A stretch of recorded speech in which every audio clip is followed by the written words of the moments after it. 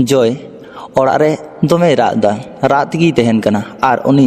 Background sound हिसाबते चालू कानते बांचाव कते चीन चिकाया उनी अकय जय कना आर ची होते टिकी बे रादा चलो ओना बुन आंजम लागू जय प्रथम कॉलेज रे भर्ती कना आर ओंडेनिकु गिद्रा साव जतो हर साव आडी भाली सम्पर्क हेनाते लाटू काटी जतो हर साव किंतु ओना ताला रह आर मिटे उनी स्पेशल सम्पर्क हेनाते जहा दो निहा निहा nyutuman कुड़ी गिद्रा नेलते आडी क्यूट गी आर आडी मौज नेलोत तहेना आर निहा सावते जया रिलेशन दो स्कूल लाइफ खोना स्कूल लाइफ खोय कॉलेज लाइफ किंतु ची चिकायना उनका जे जय तिहिन उनो ए रादा आर जया फोन दमे साडी कना किंतु जय बाय रिसीव दा प्राय जया फोन रे 35 दाव गान कॉल हेज कना तापरे आरो साडी कान गया फोन से तखन जय फोन ए रिसीव केदा आर रा राते रोडदा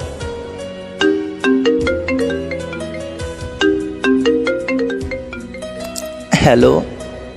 जय आम उन इन कॉलम कना कॉल बाम रिसीव एदो आर रादाम चिदा ची चिकाव कानते उकुर चिका की तो बान चिकाव कना एमनी की प्लीज लई मेसे ची चिकाव कना प्लीज मेता मिन से चिका की बान चिका कना इन रोड बांग सरन कना दोय दिन ओना मेन कते जय फोने कटाव किदा नोते प्रिया दमे चिंतइदा जया ओनका ची हुई कानते जे उन जय रादा ओ हैं प्रिया सम्पर्क मा चिट की बाइन ले पे चलो तबे हल्का नासिना उनकिना सम्पर्क ले पेगी प्रिया आर जय आडी भाली गाती कना किन नोंकान गाती दो जानी नोआ दुनिया रे आडी कम गया नुकिना गाती दो हाना स्कूल लाइफ खोय गी मेना कदा अच्छा ठीक गया प्रिया दो निना धरी गी बुन आंजमा आर बाद बाकी दो गालमाराव तला रे बुन बाडाय न्यामा नोते प्रिया एकदम भाली बाय बुझता उनिया गालमाराव को चिट गी भाली बाय बुझता नोते दमे चिंतइदा आरो प्रिया आरो जय के कॉल दिया किंतु जय फोन दो बंद गिताया तखन प्रिया चिंता बड़ा किदाय जे जय तको ओड़ान चला जय तको ओड़ा चलाव कते जतो हर सावे रोड किदा किंतु जय तो बाय नेल नाम लेदिया नोआ लाहा हो भू भारे चलाव कना उनकुआ ओड़ा जतो किछु नेल कदा जय ओकाठे गितिया सब किछु बड़ाई कदा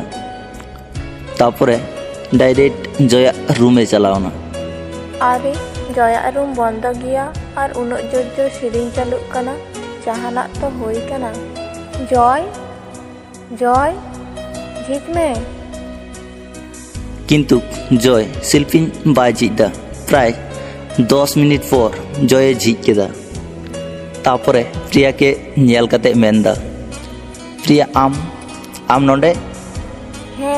इंगे चिदा बइन हे को आसे चे अरे इन दो ओना दो थोड़ीन मेन कदा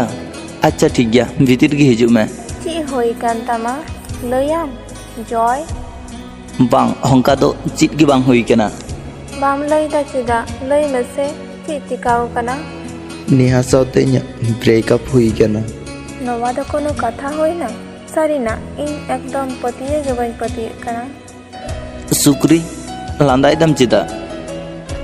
अच्छा ठीक गया ओना कदो बागियाम आयुबीर इन साव 3टा घड़ी एम ᱧᱟᱯᱟᱢᱟ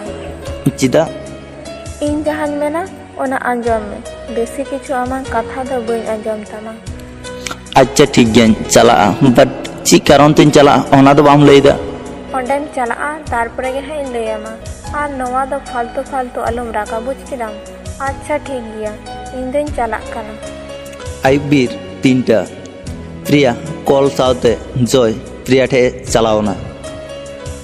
ओका तलांग चला होना तो लई में मूवी नेलांग चला इन्या नितो ब्रेकअप हुई कना दमे कष्ट हुई कान तमा आ नितो समय आमा आडी रस्का हुई कना सिचे धुर खेपा भाले मुजा ओना खातिर गिन मेनदा चो बांग इन्या चलाव रेना मोटे मन बनु तिnya आम एकाई गे चला में इन्या बहो अलम बारिश तिnya बुझ किदाम चो आमिन सावते एमोनम कमी बांग सारिना इन गद्देन जुकुड़ो तेहना अच्छा ठीक गया चो लव यू चो उनकिन चलाव कते बाना होर पासापासी किन दुड़ुब कना मिट्टे सीन रे दमे बोतर नाय प्रिया से तखन जय के शक्त कते हाड़ुब किदे किंतु जय ची की बाय मनेलदा चेदा से उनकिन आडी भाली गाती कना किन तापरे ओंडे खोय ओड़ा किन हेजना तापरे किन कथा किदा जे गापा कॉलेज लांग ᱧᱟᱯᱟᱢᱟ कॉलेज रे चलाव कते प्रिया अकय साव हो बाय दुड़ुब कना से जय तकिन गी बार हर गी किन दुड़ुब कना तापरे अन्ते निहाय नेले किना निहा नेलते अड़ी खराब गी बुझदा और हलाना होय नेल ले किना मुवी नेल समय किन्तु खराब बुझ कते हो किछु करार बनुआ चेदा से जय सावते सब किछु सम्पर्क तोपा कदा निहा ओंडे आयमा घड़ी किन दुड़ुब कान तेहना तापरे जय मेनदा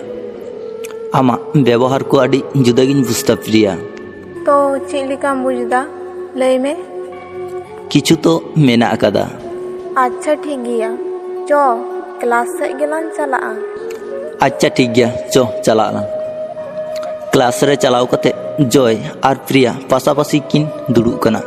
ओना नेल कते निहा अड़ी खराब गी बुझ केदा चेदा से जहाँ तीरे निहावा ती तेहे दरकार ओना तीरे नितो एटा होड़ा ती हिना जहाँ जायगा रे निहा तेहे दरकार ओना जायगा रे नितो एटा होड़ मेनाय कदिया निहा जहाँ तिना गी भूल किन्तु जय गी लहाते सॉरी मेने तेना ओनका कते गी नोआ सम्पर्क को दोहो का तेना और तीना दिन गी नौका चलुआ आस्ते आस्ते जया हो चिंता भावना बदलक कना ओना खातिर और नेहा सावते सम्पर्क बाय दोहया और नोते प्रिया जयरन अड़ी भली गति कना किन्तु प्रिया जय के दमे कुसियाय तेहना नेहा के जुदी मिटे किसे से तार हो प्रिया बड़ाय तेहना जे नुई नितो किस दिया प्रिया मने रे जय लगी दमे जायगा हिना प्रिया दमे कुसियाय तेहना जय के किन्तु जय के तिसो बाय बुच्चू कदिया प्रिया शुधु उनिया मिटे गी चिंता ताय जे निहा आरो घरे जेमन जय लाइफ रे हिजू ओना खातिर आयमा लेकाना चेष्टाय दाय जे घरे जय लाइफ रे हेजू किन्तु हठात मिद दिन जय मेनदा अच्छा प्रिया आम इनके तीना गानम कुसियिन तेहना जय नुआ कथा तो गति हिसाब ते मेन केदा किन्तु प्रिया आज निजे के बांग सामड़ाव कते मेन केदाय हें कुसियाम थेनिन तो इनखो हो आमगे बेसिन कुसियाम थेना जय कथा अचुर कते मेन केदा प्रिया आम जहाँ तीना इनके केयारिन तेहना से गति हिसाब ते उनक गान से निहा इनके दुलड़ हिसाब ते हो इनके बाय केयारिन तेहना होय तो आमगे केयार का में थेना आम ओना होय तो बाम बुझ दड़ेव कदा अच्छा दमे केयारिन कान तेना हां उनी सारा खन गे इनके घमंडे उदु इन कान तेना चेदा से उनी आज निजे के मने तेना विश्व सुंदरी और ओना खातिर तो इन लगी तो कारे टाइम हुयु तया की आमांग दुलड़ होय तो बाय बुझ दड़ेव कदा ओना खातिर ओनकाय थेना आम आलुम चिंताया सब ठीक होयुआ चीट गी बांग ठिकोआ चेदा से उनी इनके तिसो दुलड़ गी बाय दुलड़ कदिन तेना मेता मी से आलुम चिंताया गापा उनी सावतेन कथाया और सेई तखन आम हम तेहेना इन दो ओंडे बइन तेहे कोआ जा मेनना तेन तमा आम गी मेताया आरे खेपा आबेन बाना होड़ा भूल आबेन गेबेन ठीका नेलाम सब किछु ठिकोआ अच्छा ठीक गया इन चेष्टाइन किन्तु आम कथा इमाኝ में जे आम हो ओंडेम तेहेना परेर दिन कॉलेज रे निहा जय और प्रिया पासापासी गी हेना का कोआ प्रिया बाय बुझ दड़िया कना ची चिकाया किन्तु प्रिया जय के दमे कुसियाय तेहना प्रिया जुदी जय के बाय नामे से ताहले प्रिया अड़ी कष्ट रे तेहना किन्तु प्रियावा कोनो करार बनुते चेदा से जय मा एटा हर के दुलड़ को और जय सुख रगी प्रिया हो सुख ओना खातिर गी प्रिया एकदम चाप चुपे तेहलेना तापरे निहाय मेनदा सॉरी जय सॉरी तो चेदा नेहा इन जतो किछुई लई कदिया और आबेन प्रिया ताबेनी नेले बेन थना से अडी खराबिन बुझे तना किन्तु नेहा के अडी खराबिन मने कान थना किन्तु नेहा नितो अडी भाली गिया जय मने मने ते मेनदा नोआ को तबे सब प्रिया मेन कदिया बेनाव कते जी उन एम चिंतायेदा जय निहा आम मिट्टे कथा मेन लेदा ओना कथा आमा दिसे हेना तमा ची कथा लई में समय अकया तंगी रहो बाय तेहना आम इंगे ची बुझेवम चई कना ओना लई में जय हो अकय लगी हो अपेक्षा रे बाय तेहना जय आमगे सॉरी मेन कामिया जतो किछु हिडिंग कते नावा तेलांग शुरुया सॉरी मेन लेखा गी जतो किछु ठीको आसे ची निहा ᱤᱧ ᱫᱚ ᱩᱱᱟᱹᱜ ᱠᱤᱪᱷᱩ ᱫᱚ ᱵᱟᱹᱧ ᱵᱟᱲᱟᱭᱟ, ᱠᱤᱱᱛᱩ ᱯᱞᱤᱡ ᱤᱧ ᱜᱮ ᱟᱞᱚᱢ ᱨᱩᱣᱟᱹᱲ ᱠᱤᱧᱟ। ᱤᱧ ᱫᱚ ᱟᱢ ᱵᱟᱝᱠᱷᱟᱱ ᱵᱟᱹᱧ ᱵᱟᱧᱪᱟᱜᱼᱟ। ᱟᱵᱮᱱ ᱵᱟᱱᱟ ᱦᱚᱲ ᱫᱚ ᱨᱚᱲ ᱦᱟᱛᱟᱲ ᱵᱮᱱ, ᱤᱧ ᱫᱚᱧ ᱪᱟᱞᱟᱜ ᱠᱟᱱᱟ।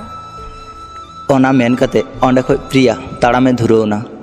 ᱯᱨᱤᱭᱟ ᱢᱚᱱᱮ ᱠᱚᱥᱴᱚ ᱛᱮ ᱯᱮᱨᱮᱡ ᱪᱟᱵᱟᱣ ᱟᱠᱟᱱ ᱛᱟᱭᱟ। ᱡᱩᱫᱤ ᱚᱸᱰᱮ ᱛᱟᱦᱮᱸ ᱠᱚᱜᱼᱟ ᱥᱮ ᱛᱟᱦᱚᱞᱮ ᱯᱨᱤᱭᱟᱣᱟᱜ ᱢᱮᱫ ᱫᱟᱜ ᱵᱟᱱᱟ ᱦᱚᱲ ᱠᱤᱱ ᱧᱮᱞ ᱧᱟᱢ ᱠᱮᱭᱟ, ᱡᱚᱭ ᱦᱚᱸ ᱟᱨ ᱱᱮᱦᱟ ᱦᱚᱸ। ᱚᱱᱟ ᱠᱷᱟᱹᱛᱤᱨ ᱚᱸᱰᱮ ᱠᱷᱚᱡ ᱮ ᱪᱟᱞᱟᱜ ᱠᱟᱱ ᱛᱟᱦᱮᱱᱟ, ᱠᱤᱱᱛᱩ ᱚᱠᱚᱭ ᱢᱤᱫ ᱦᱚᱲ ᱛᱟᱭᱚᱢ ᱥᱮᱫ ᱠᱷᱚᱡ ᱛᱤ ᱥᱟᱵ ᱠᱮᱫ ᱛᱟᱭᱟ। ᱯᱨᱤᱭᱟᱭ ᱪᱤᱱᱛᱟᱹᱭᱮᱫᱟ ᱡᱚᱭ ᱵᱟᱝ ᱠᱟᱱᱟᱭ ᱛᱚ, ᱡᱚᱭ ᱛᱟᱦᱮᱱ ᱠᱷᱟᱡ ᱤᱧᱟᱹᱜ ᱢᱮᱫ ᱫᱟᱜ ᱦᱚᱸᱛᱚᱭ ᱧᱮᱞ ᱧᱟᱢᱟ। ᱩᱱᱤ ᱛᱩᱸᱵᱩᱜ ᱠᱟᱱᱟ। ᱛᱟᱨᱯᱚᱨᱮ ᱡᱚᱭᱮ ᱢᱮᱱᱫᱟ, ᱯᱨᱤᱭᱟ ᱛᱟᱭᱚᱢ ᱥᱮᱫ ᱠᱚᱭᱚᱜ ᱢᱮ। ᱱᱚᱣᱟ ᱫᱚ ᱪᱮᱫ ᱮᱢ ᱪᱤᱠᱟᱹᱭᱮᱫᱟ ᱡᱚᱭ? ওই খেপি ᱤᱧ ᱜᱮᱢ ᱠᱩᱥᱤᱭᱤᱧ ᱛᱟᱦᱮᱱᱟ ᱥᱮ? ᱚᱱᱟ ᱠᱟᱛᱷᱟ ᱟᱸᱡᱚᱢ ᱠᱟᱛᱮ ᱯᱨᱤᱭᱟ ᱟᱹᱰᱤ ᱨᱟᱹᱥᱠᱟᱹ ᱜᱮᱭ ᱵᱩᱡᱽ ᱠᱮᱫᱟ, ᱠᱤᱱᱛᱩ ᱱᱤᱛᱚᱜ ᱱᱚᱰᱮ ᱟᱹᱰᱤ ᱡᱩᱫᱟᱹ ᱜᱮᱭᱟ। ᱚᱱᱟ ᱠᱷᱟᱹᱛᱤᱨ ᱯᱨᱤᱭᱟᱭ ᱢᱮᱱᱫᱟ, ᱡᱚᱭ, ᱱᱚᱣᱟ ᱫᱚ ᱪᱮᱫ ᱮᱢ ᱢᱮᱱᱫᱟ ᱞᱟᱹᱭ ᱢᱮᱥᱮ? ᱛᱟᱭᱚᱢ ᱨᱮ ᱦᱮᱱᱟᱭᱟ ᱛᱚ ᱱᱮᱦᱟ। ᱩᱱᱤ ᱫᱚ ᱵᱟᱹᱜᱤᱭᱟᱭ ᱢᱮ। ᱡᱟᱦᱟᱸᱭᱟᱜ ᱛᱟᱭᱚᱢ ᱨᱮ ᱦᱟᱡᱟᱨᱴᱤ ᱠᱚᱲᱟ ᱠᱚ ᱟᱹᱪᱩᱨ ᱵᱟᱲᱟᱭᱟ, ᱩᱱᱤᱭᱟᱜ ᱫᱚ ᱴᱟᱭᱤᱢ ᱛᱟᱦᱮᱱᱟ ᱠᱤ ᱤᱧ ᱞᱮᱠᱟᱱ ᱦᱚᱲᱟᱜ ᱠᱟᱛᱷᱟ ᱪᱤᱱᱛᱟᱹ ᱨᱮᱱᱟᱜ ᱫᱚ? ᱯᱨᱤᱭᱟ ᱡᱟᱦᱟᱱᱟᱜ ᱛᱚ ᱞᱟᱹᱭ ᱢᱮ, ᱱᱚᱝᱠᱟᱢ ᱛᱷᱤᱨ ᱠᱟᱱ ᱫᱚ। ᱥᱟᱹᱨᱤᱱᱟᱜ ᱤᱧ ᱟᱢᱜᱮ ᱫᱚᱢᱮᱧ ᱠᱩᱥᱤᱭᱟᱢ ᱛᱟᱦᱮᱱᱟ, ᱟᱨ ᱟᱵᱮᱱ ᱵᱟᱱᱟ ᱦᱚᱲ ᱱᱚᱰᱮ ᱱᱚᱝᱠᱟᱧ ᱧᱮᱞ ᱠᱮᱫ ᱵᱮᱱᱟ ᱥᱮ, ᱚᱱᱟ ᱠᱷᱟᱹᱛᱤᱨᱤᱧ ᱨᱩᱣᱟᱹᱲᱚᱜ ᱠᱟᱱ ᱛᱟᱦᱮᱱᱟ। ᱪᱮᱫᱟᱜ ᱥᱮ ᱤᱧ ᱱᱚᱰᱮᱧ ᱛᱟᱦᱮᱸ ᱠᱚᱜᱼᱟ ᱥᱮ ᱛᱟᱦᱚᱞᱮ ᱤᱧᱟᱹᱜ ᱢᱮᱫ ᱫᱟᱜ ᱵᱟᱹᱧ ᱟᱴᱠᱟᱣ ᱠᱟᱜ ᱠᱮᱭᱟ। ᱚᱱᱟ ᱠᱷᱟᱹᱛᱤᱨᱤᱧ ᱪᱟᱞᱟᱜ ᱠᱟᱱ ᱛᱟᱦᱮᱱᱟ। লাভ ইউ খেপি। লাভ ইউ টু খেপা।